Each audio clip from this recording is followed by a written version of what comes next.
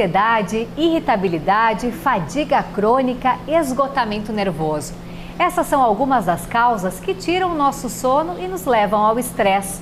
Mas como driblar no dia a dia essas consequências? Uma das soluções pode estar na respiração. Inspirar e expirar adequadamente é o antídoto contra estes problemas.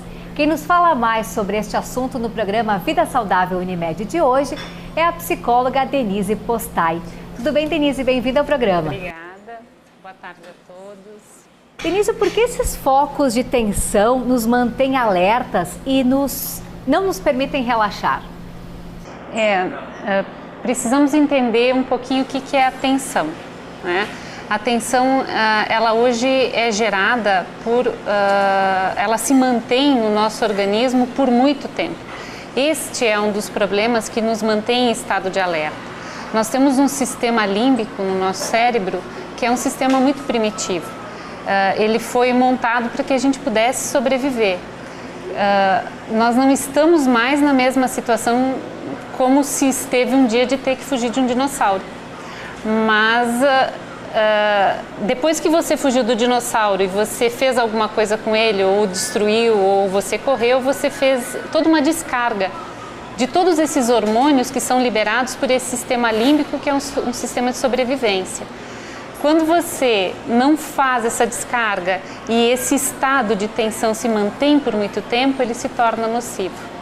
Então você desaprende a fazer um processo de relaxamento, porque hoje o nosso dinossauro é o nosso chefe, é o TCC que você tem que entregar, é a urgência de um prazo que você tem, é o trânsito, é sair atrasado de casa. E, somando todos esses processos, passamos dias, meses, anos nesse estado. E o nosso corpo é um corpo de memórias, ele mapeia tudo que está dentro de nós, tudo que acontece conosco.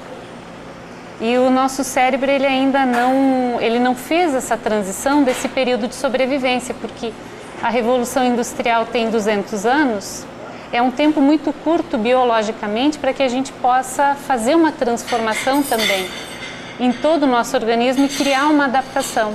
Denise, quais são as consequências físicas e emocionais para quem não consegue relaxar e não consegue ter uma vida em equilíbrio?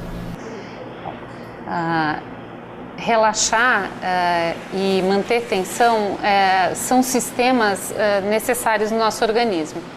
Como eu estava comentando, nós fomos montados para dar uma resposta rápida se nós formos ameaçados.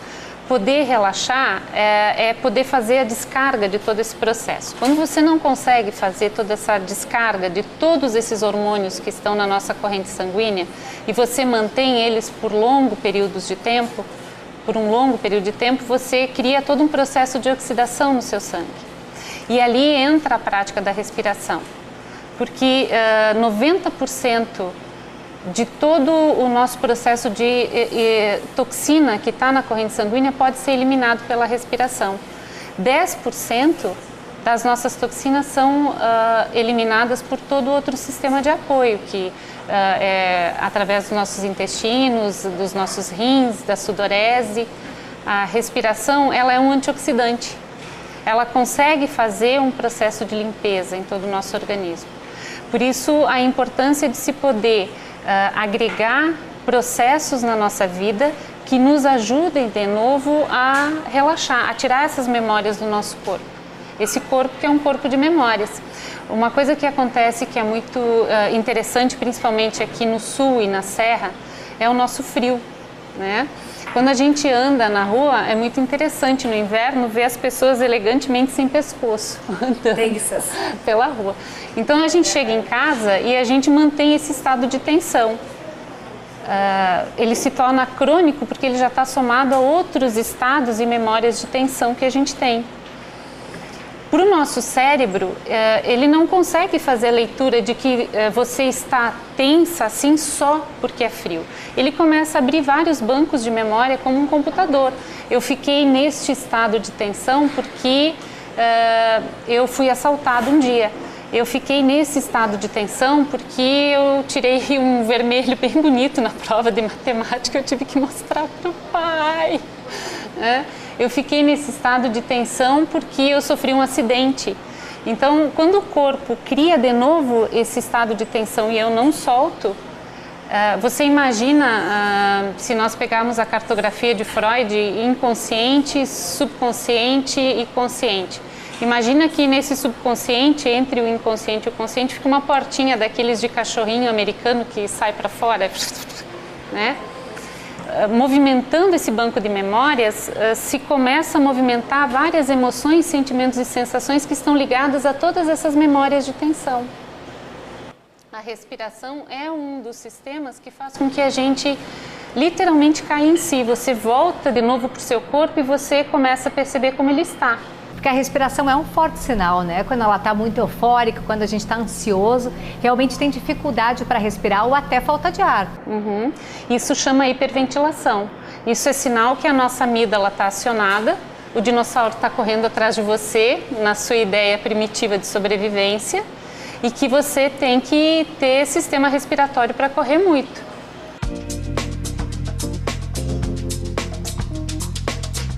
Nós não temos mecanismo ainda de adaptação para lidar com o que a tecnologia trouxe. Então, em vez da gente chegar 5h30, 6 horas em casa, que dificilmente hoje alguém chega nesse horário, as pessoas estendem os seus horários de trabalho. E se chegar nesse horário, em vez de descansar, relaxar um pouquinho, já tomar seu banho com calma e fazendo outras coisas. Tem uma lista de tarefas a cumprir ainda. A gente tem muitas coisas para fazer, ou já vai ter que ir para a faculdade também, para ir fazer o curso à noite, ou vai para uma janta, vai para coisas que são agitadas, ou você vai para o seu computador, ou você vai mexer no seu celular. O computador tem cargas de luz e o celular que elas correspondem, em termos de luminosidade, à luz solar do meio-dia. Isso para o teu cérebro significa não durma, é de dia, tem um monte de coisa para fazer, tem um monte de rede social para acessar, fica acordado. Denise, quais são algumas práticas de respiração que ajudam a relaxar e também induzem ao sono? Toda prática de respiração vai ter essa capacidade de gerar relaxamento e de melhorar essa entrega para o sono. Dormir significa poder se entregar. Quem não tem essa capacidade psíquica de fazer entrega e está com as memórias do corpo totalmente ativadas, com muita tensão, vai ter muita dificuldade de fazer a entrega. Não é simplesmente fechar os olhos, é ter qualidade no sono. É ter qualidade no corpo, que então você vai ter qualidade no sono. Podemos transitar por muitos outros maus hábitos, como o da alimentação, como eu estava comentando, essa esticação de tempo do não dormir é grave. Alimentação muito pesada à noite, hoje se come muito à noite, muito, principalmente carboidrato. Tudo que fizer pico hiperglicêmico, açúcar, ou gerar açúcar, que são os carboidratos, vão gerar, quando descer o pico hiperglicêmico, agitação, muita agitação. Irritação e mais fome, você não vai ter uma qualidade de sono importante. Como o nosso chimarrão aqui na Serra, a gente teria que tomar chimarrão até no máximo 3, 4 horas da tarde. Ele não vai talvez impedir o sono, mas você não vai ter uma qualidade de sono.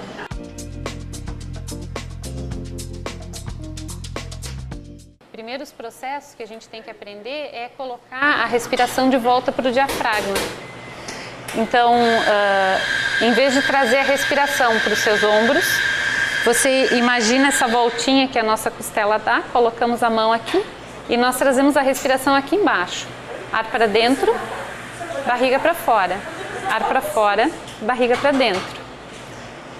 E suavemente nós vamos trabalhando nessa direção. Aqui vai mexer quase nada. Então o teu cérebro vai entender o seguinte: o dinossauro passou, eu posso descansar agora. À medida que a gente vai fazendo o exercício, vai acalmando. E 5 respirações com consciência já começam a mudar a bioquímica do seu cérebro. Você já começa a interferir nesse processo de bioquímica. Se depois que você conseguir colocar sua respiração no abdômen, você alongar a expiração, você melhora ainda mais essa performance. Isso acho que vocês ouvem, e a gente ouve desde criança, né? Quando alguém leva um susto, o que a gente diz? calma, respira fundo. Respirar fundo também significa ponha mais ar para fora, você está seguro. Quando a gente saiu de um susto, a gente solta. Diante desses sintomas, Denise, qual é o momento que é necessário indicar medicação porque as consultas já não resolvem mais? Por 40, 50 dias você se mantém dentro de bons hábitos. Se isso não resolver o processo, aí você tem uma indicação de uma terapia para poder entender o que se acionou, que memória se acionou, o que aconteceu com você, o que você conectou em algum momento do teu processo que vai precisar de um olhar mais longo, mais profundo. E talvez então indicar também a entrada de algum componente químico que possa, por algum tempo, te ajudar a dormir sem que você crie um problema ou uma angústia, porque você não está dormindo, porque você não está relaxando, porque você está com dores excessivas, você está com muita angústia, você está com sintomas já psíquicos importantes que estão perturbando o teu dia a dia. Mas antes de tudo, o ideal seria mudar esses maus hábitos, entrar com uma prática de relaxamento, de harmonização, de equilíbrio, aprender a fazer descarga de adrenalina, fazer alguma coisa aeróbico, fazer todo um circuito de ajuste. Então, se nada disso funcionar em 40, 50 dias, então é hora de ter este outro olhar também. Denise, muito obrigada pela nossa conversa, então e até a próxima. Eu que agradeço esse bom encontro. Obrigada. Eu conversei no programa Vida Saudável Unimed de hoje com a psicóloga Denise Postai. E você aí que esteve nos acompanhando, já sabe quais hábitos de vida vai mudar para viver mais e melhor? Fique atento. Nos encontramos na próxima edição, sempre com um assunto novo, e eu espero você. Até lá!